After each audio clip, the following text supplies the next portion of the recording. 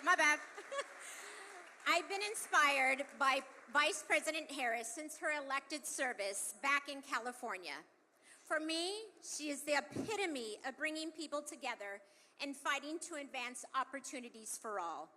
Throughout her career, Vice President Harris has led the fight for freedom to live safe from gun violence, the freedom to vote, and the freedom to drink clean water and breathe clean air.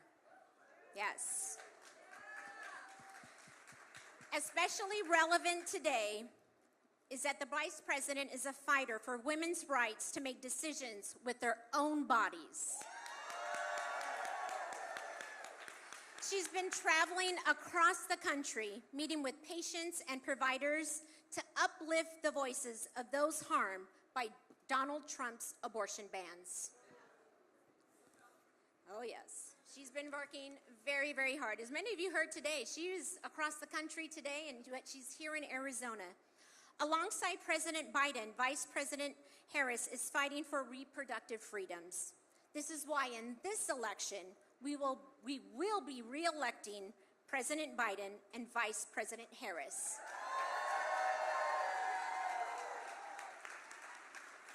And we're going to be sending Donald Trump a crystal clear message.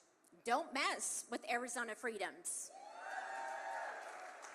And now it is my honor to introduce the first woman to be elected Vice President of the United States, Kamala Harris.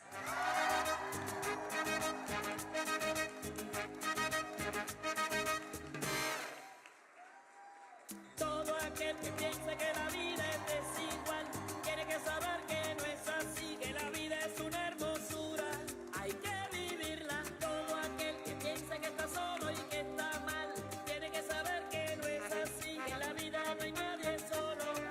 Siempre hay... Good afternoon, everyone. Good afternoon, Arizona. It's good to be back. It's really good to be back. How cool is this? Our first female Vice President, Kamala Harris. Latinas, this is incredible. Not the last. Not the last. Not the last, absolutely not. We're just getting started, girl, which is why we're here. And it's so insane that I got called to do this. You've been traveling a lot. You were in Maryland. I was actually in New York yesterday seeing that you were going to be doing an interview at 9 a.m. Eastern time, and I went, no, she's not.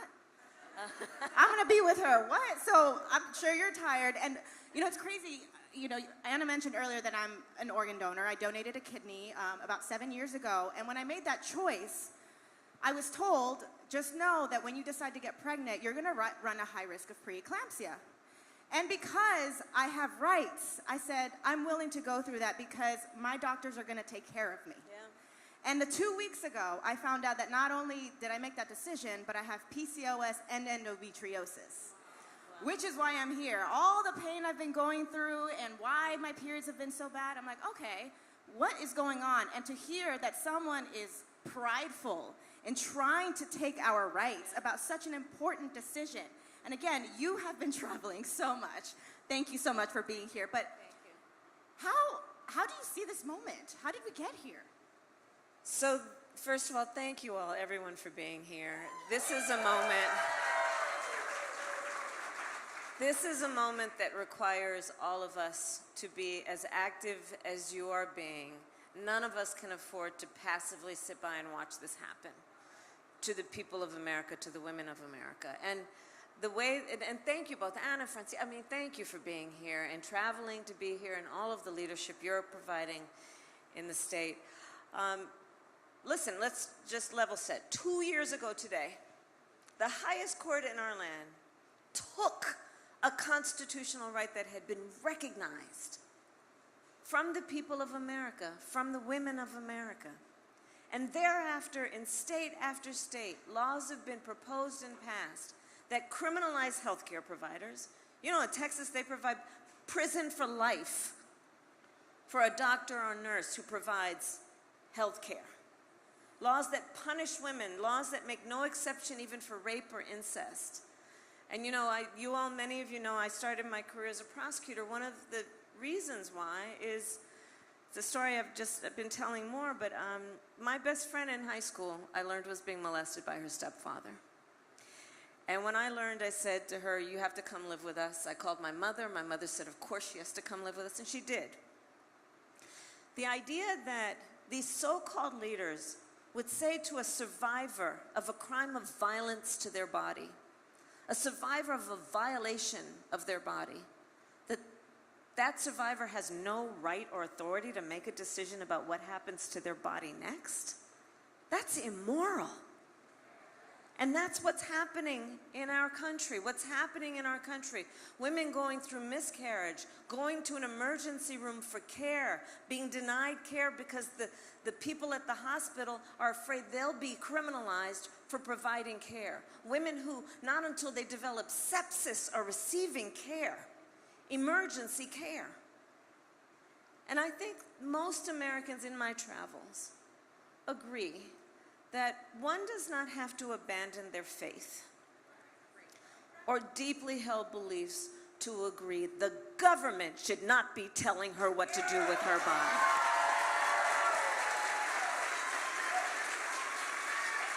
We trust women to know what is in their own best interest. And so this is where we are. And 40% of Latinas in reproductive age live in a state with an abortion ban. So, and not to mention, if you look at the majority of black women live in the South. Every state in the South except for Virginia has an abortion ban. So understand how it is affecting specific groups of people. Understand that the majority of women who seek and receive abortion care are mothers. You know, on public policy, I always, the people who are on my team, especially the younger people, I say, always on public policy, sit back and ask yourself, how will this impact a real person? So let's think about this. She's a mother. God help her if she has paid family leave. God help her if she has affordable child care. God help her if she lives in a state with a ban that she has some extra money to afford a plane, bus, or train ticket to go where she has to go. And then think about what that means. So she's got to leave her home and her children to go to an airport to stand in a TSA line, to sit on a plane next to a perfect stranger, to go to a city where she's never been without probably her friends, because her best friend's taking care of the kids, to go seek this care, and she's got to get back immediately, and then get back on that plane and go, think about what this is meaning for real people every day. And so that's why we fight. And that's why we stand together and say, we're not having this. We're not having this. It's not okay. It's not okay. It's not okay. And since the Dobbs ruling, it felt like overnight, state after state just started banning abortions, and they're not stopping. On my way here yesterday, that's all I saw on the news. What's his face? You know who I'm talking about. I'm going to make this a nationwide ban. Why are we celebrating this? So with all that in mind, what's next? Where are we going? So to your point, who is to blame? What's his face? Well, we know. The former President, Donald Trump, hand-selected 3 members of the United States Supreme Court with the intention that they would undo the protections of Roe v. Wade. And they did as he intended. And now we see these laws. And here's the thing. Donald Trump says he is proudly responsible for what he's done. Proudly responsible? That our daughter has fewer rights than my mother-in-law? Proudly responsible? Doctors can be imprisoned? Proudly responsible? That access to in vitro fertilization is now at risk? Access to contraception is now at risk? That women are, like the woman I was with this morning at the event in Maryland, she and her husband have gone through torture because of a denial of care? And so let's understand the connection between this issue and elections, because Joe Biden has been very clear. When Congress puts back in place the protections of Roe versus Wade, he will sign it into law. Amen.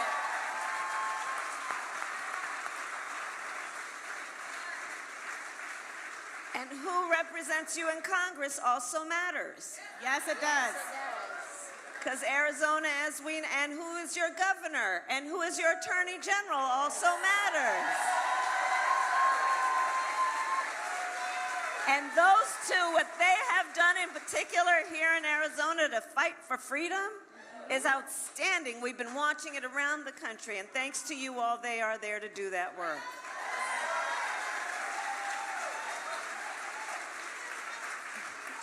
Vice President, you just mentioned, our Governor Katie Hobbs and Attorney General Chris Mays, and they've been trailblazing and fighting the ridiculous bills that have been in the legislature. But I would definitely be remiss if I didn't recognize all of our legislators and senators that are equally as passionate, that are there day in and day out fighting for women, because these are people that they know in their communities. They know in their neighborhood. They represent them. And I see them working so diligently all the time. So please, if you're an elected official here, let's stand up.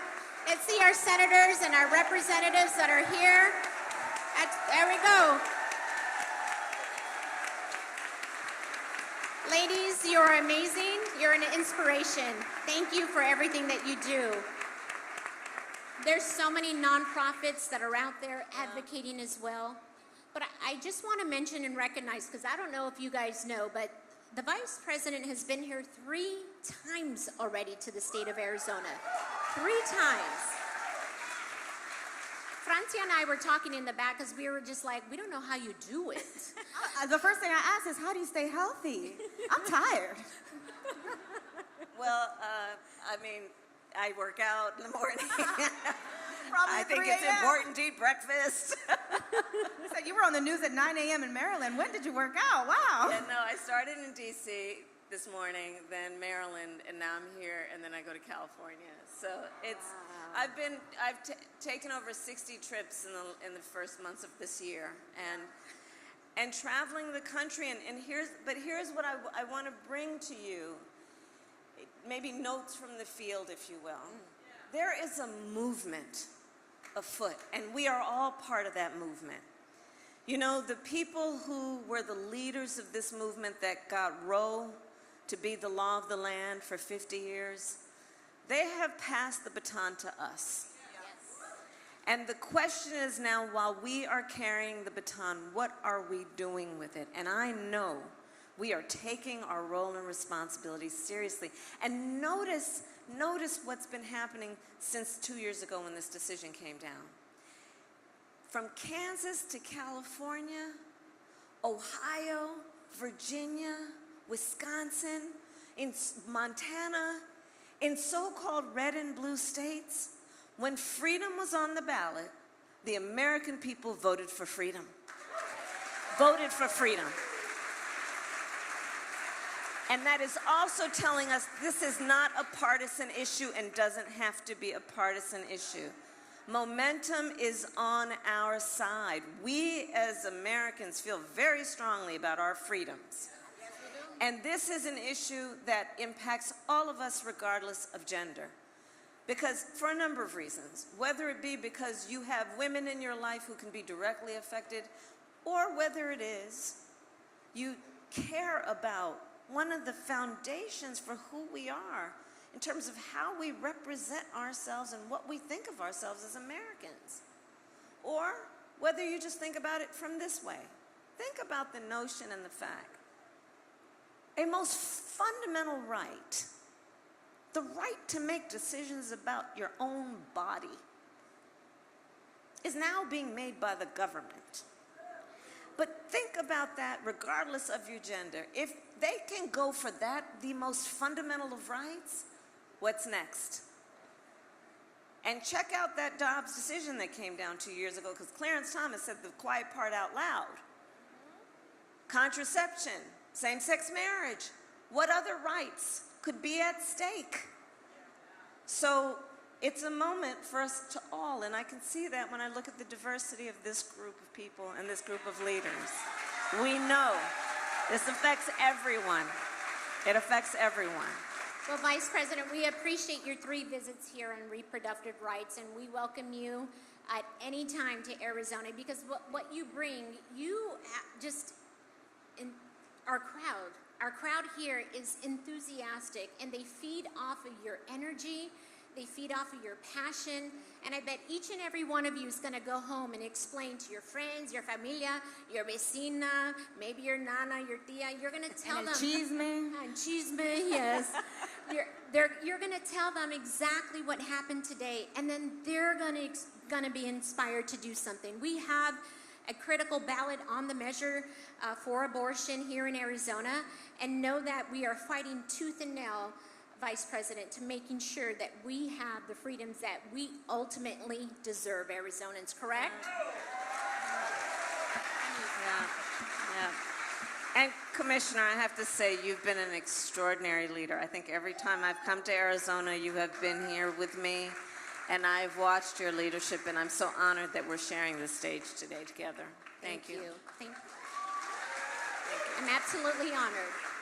Thank you. Well, Vice President, we have a member in our audience who is a DACA recipient and a mother. And I met her backstage, Maria Leon, and she has a question for you that is ultimately a personal question for her, because it relates to her every single day, and it's going to give her some hope to be able to reach out to you. So Maria, can you please stand up and ask your question to Vice President Harris?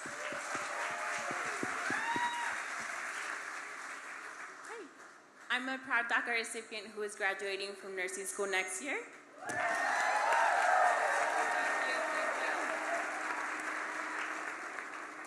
I am also a first-time mother who is very passionate about women's health and look forward to giving back.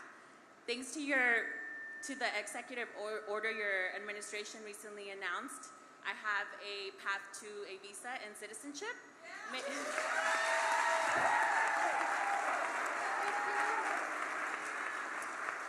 May you please tell me more about why you and President Biden took this action? Yes. Well, first of all, as I said to you when we got together earlier, congratulations on everything you have done and achieved and earned.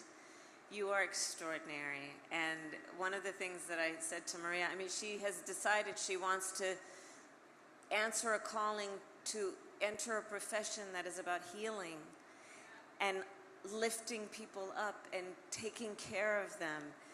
And you have already and are prepared to give so much. And the least that we can do as a country is recognize who you are and your value to all of us. And that's part of the reason behind the executive order that the President most recently announced. There are 2 components to it. One is for spouses, so undocumented spouses of American citizens, that they will now have an expedited way to apply and not have to leave the country to do it and not risk deportation. And this protection applies to their children as well. And then the second is for our young people and our dreamers, and understanding that they who have done so much and contributed and have just shown how incredible they are, that they should be rewarded for that excellence. And so that is what we have done. And for each population, we expect that about 500,000 people will directly benefit. I'll make sure that we give everyone information as you're leaving about the websites, so anyone who can qualify. Because the one thing I'd ask, there's just an extraordinary group of leaders here, that let's help get the word out so that we can bypass the misinformation and disinformation that can happen in moments like this. And so we'll get that out to everyone. But that's and the point behind the policy is also this. Joe Biden and I believe very strongly we should keep families together. And unlike the previous president, who was into separating families, And there is something that is just very basic about an approach that also understands we've got to fix this system. You know, after we were elected, right after our inauguration, the first bill that we offered, the first of anything, before infrastructure, before the Inflation Reduction Act, before the Chips and Science Act, you see I'm going through accomplishments. Go ahead.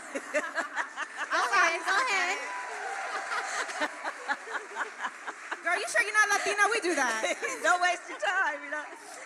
But before any of that was to propose a pathway for citizenship. And they wouldn't take it up. And then months ago, as you know, the result of months of work, bipartisan work, with some of the most conservative members of the United States Senate, there was a deal to deal with what we need to do around the border, pathway to citizenship. And they get a call from Donald Trump, who says, don't take it up. Because, you see, he would prefer to run on a problem instead of fixing a problem. And that's part of what we have to recognize. A solution was at hand, and he said, don't do it. You know, ultimately, I think there's something about this moment that has to be addressed, which is, you know, over the last several years, there's this kind of backward approach pushed by some to suggest that the measure of the strength of a leader is based on who you beat down, instead of, Maria, what you know, what we all know. The true measure of the strength of a leader is based on who you lift up. Right? And that's part of what we've got to reclaim in this election. Let's reclaim that approach that I do believe the vast majority of us embrace. That's what we want in our leaders. So there you are. So you just said something. You said, you believe it, you believe it, you believe it. And you touched on something earlier about how important it is to vote, not just in November, but just every election. You guys have a primary coming up. It's all connected, just like our health. Right. If we stress out, our cortisol level goes up. What happens when our cortisol level goes up? We right. gain weight. All of this stuff, it's all connected. That's right. So it's important to vote in every election, not just this one. But you're speaking, and everyone here, Commissioner said it, you're just so passionate. And I mentioned, like, are you sick? Do you get tired? Because you have so much passion and hope, and I think that's what's keeping you motivated and going. How can we have that same hope? What advice can you give us to stay on track and speak our voices without getting, you know, backlash from other people, especially because there is such a stigma behind abortion and voting and immigration? I think it's really important for each of us to understand our power and not allow the circumstances or situation to silence us or make us feel like we're alone. You know, I'd ask all the leaders in this room, to your point, look around this room. And at moments when you're in that type of situation, like, hold on to this image in your heart and in your mind. You're not alone. And especially when it comes to those of us who are advocating for the rights of women, we have to remember that we are strong, and there is a community of people, a big community, a diverse community of people that stand behind the notion that nobody should be treated less than equal. And so hold on to that. You know, and listen, I mean, I'll speak from personal experience. I think many of us have had this experience. And I'll say this in particular to the young leaders here. There are going to be many times in your life where you're going to be told, that can't be done. It's never been done before. It's not time. They're not ready for it. And then this is the one I love. It's going to be a lot of hard work. Don't you listen. I eat no for breakfast.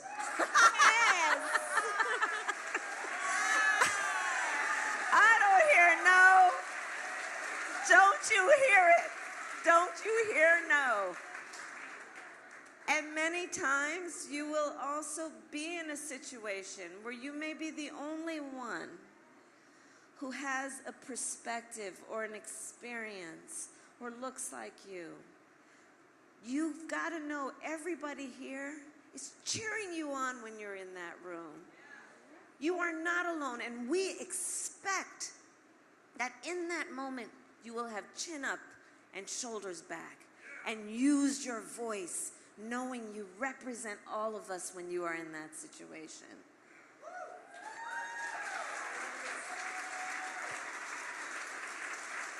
Vice President, I'm looking at the crowd and I'm seeing a lot of the women here that have inspired me to be where I am today. Yeah. And I know that there were many before that trailblazed, that didn't have a title, that didn't run for election, but they ultimately opened doors and windows for us to be here today. That's right. And to continue to speak our mind, to speak our voice. So, I mean, I get so much hope from you, seeing you all the time speaking. And I'm very hopeful here in Arizona. I'm hopeful that we are going to re-elect you and President Biden. We will. I am. We're Yes. going to win. We are going to win. We are. Yes. We are going to win. It won't be easy, but we are going to win. I'm also hopeful to everyone that is running on the ticket right now in regards to how they feel about women and women's rights and freedoms, and ultimately our democracy as a whole. Everything right now is on the line come this November. And I know one person that I'm ultimately trying to make sure that he becomes our next senator in the state of Arizona, and that is Ruben Gallego. Ruben Gallego! Yes. He is going to win. And you are going to make it so. We have a lot of work to do, but I know each and every one of us here is going to roll up our sleeves, and we're That's going to right. take your inspiration day in and day out, and your words of wisdom of knowing, like, hey, we're not alone. Just imagine this group looking at each other, supporting one another, and knowing that we can do it. That's right. We're all going to eat no for breakfast. Órale, órale. Eat. That is ultimately right. So, I know we have a couple of minutes more, Vice President, and we don't want you to leave early, do we? Maybe if you can give us some of your insights of maybe of what you're thinking, you know, what happens now until November, because there's a lot of major decisions that are going to be coming down, a lot of initiatives that President Biden and you are working on. Let us know how, first, educate us, empower us, and let us know what we can do to help. So, thank you. Everything that you are doing, this is a group of you all, everyone here has decided to leave, and I thank you so very much. And the work that you are doing here in Arizona on every level, including the most recent point that you made about Ruben Gallego, is going to make a difference for this state and for people around our country. And know that your work then has meaning. We have 134 days to go. One of the most important things that we can do is to make sure everyone is registered to vote and they do vote. And let's start with just checking on your own voter status to make sure they've not moved your polls, to make sure that you know where you can vote. Go to iwillvote.com. It's also available in Spanish. And encourage your neighbors and friends to do the same. Let's get everyone registered to vote. Let's remind everyone, this election is going to determine the trajectory of our country for generations. You know, many of us have worked on these elections every 4 years, and we say, this is the one. This here is the one. This is the one. When we have such fundamental freedoms that are being attacked in our country, this is a moment where none of us can sit this out. None of us can say, oh, we'll pick it back up the next time. We've got these extremists in our country passing laws. You know, in the state of Georgia, for example, they passed a law that makes it illegal to give people food and water for standing in line to vote. The hypocrisy abounds. What happened to love thy neighbor?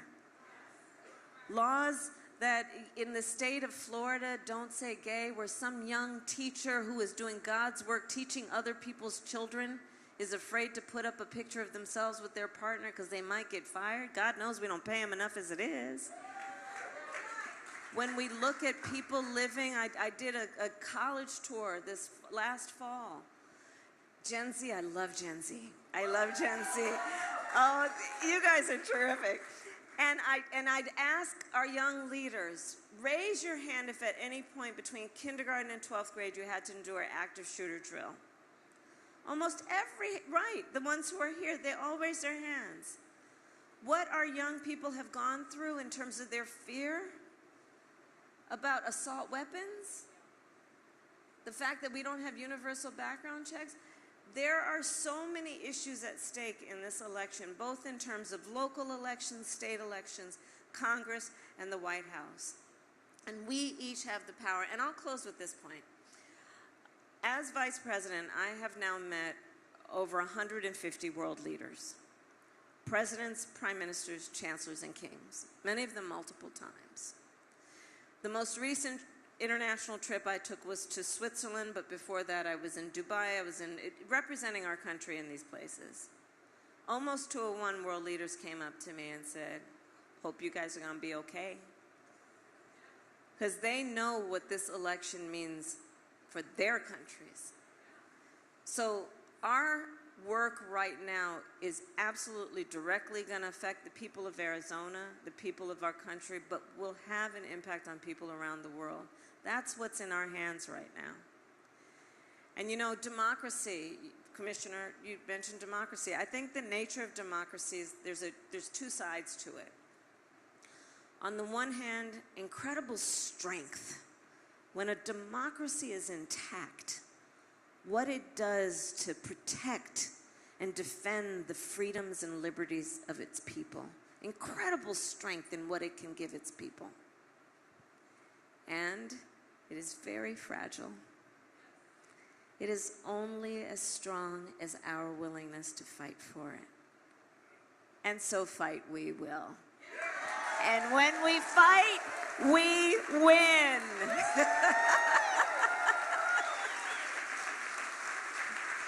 Francia, how do you think our plática went? Good? Our plática went pretty good, I would say, right? You guys agree with that? Yes. I mean, we had a good time, we were dancing, and we're all gonna eat no for breakfast. I love that line. That's what I took out of all that. No, you are not taking my rights away. And you were talking about schools. I was like, every day I had to say the Pledge of Allegiance. And I just remember at the end, under God, liberty and justice for all. Where's the liberty? Where's the justice? If we're gonna lean on that and still represent that, then we have to vote and keep our rights as human beings, as citizens. We have gone way too far to go backwards. That's my time. But You guys, join me again in thanking Francia for coming out and Vice President Harris please give as well, another too. round of applause for Vice President Kamala Harris.